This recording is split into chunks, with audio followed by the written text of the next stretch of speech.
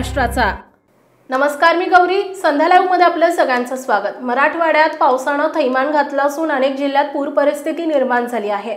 भाजप नेते गिरीश महाजन यांनी पूरग्रस्तांची भेट घेतली। यावेळी धाराशिवमधील पूरग्रस्तांनी गिरीश महाजन यांना आपबीती सांगितले। पाहूया।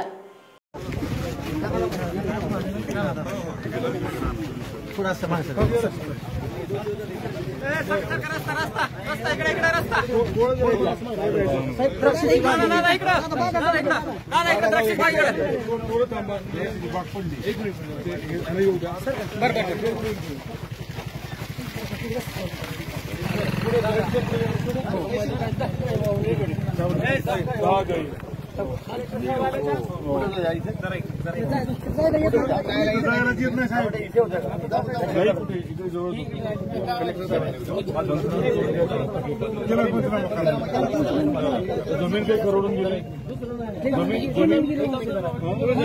माती वाहून गेलेली।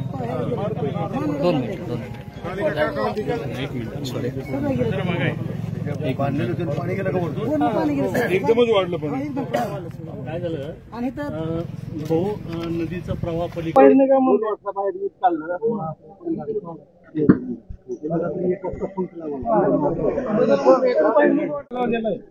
पाच वर्षांची कर्ज काढून उभा केली तरी आपला राडा झाला। जमीन गेली, सगळं नुकसान, जनावर गेली, लेकरं कष्ट खांद्यावर घेऊन चालतो, थांबलो, पाण्यातून बाहेर नको वाटा, सगळं धुवून गेलं, भांडी काय दिल्यावर नीट बघा। एवढं पाणी कवाच आलेलं नाही। आम्ही घरात नाही, मला वाटतं ते अधिकार मला नाहीत, आपल्याला कल्पना आहे। हा कॅबिनेटचा निर्णय आहे। माननीय मुख्यमंत्री महोदय, दोन उपमुख्यमंत्री महोदय ते याबाबत ठरवतील। पण निश्चित नुकसान खूप मोठं आहे, याची जाणीव मी काल परवापासून माननीय मुख्यमंत्री महोदयांशी बोलतो आहे। मी दौऱ्यावरच आहे, बीडला काल रात्रीपासून होतो, आज सकाळी होतो, काल जळगावला सुद्धा होतो आणि आज इथे आलेलो, पुढे सोलापूरला जातो आहे। पण मला असं वाटतं या बाबतीमध्ये माननीय मुख्यमंत्री महोदयांशी मी सगळी चर्चा केलेली आहे।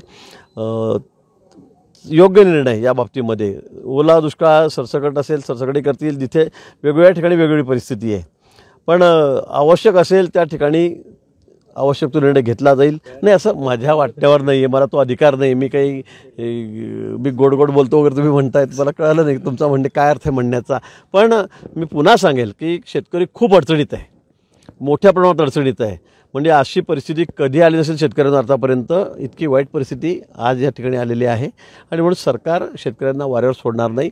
माननीय मुख्यमंत्री महोदय आपल्याला माहिती आहे संवेदनशील आहेत, सरकार आमचं संवेदनशील आहे आणि त्यामुळे योग्य निर्णय सरकार या बाबतीमध्ये घेईल। ताज्या आणि महत्त्वपूर्ण बातम्या पाहण्यासाठी आजच आमच्या संध्या लाईव्ह न्यूज चॅनलला YouTubeवर सबस्क्राइब करा आणि बेल आयकॉन प्रेस करा।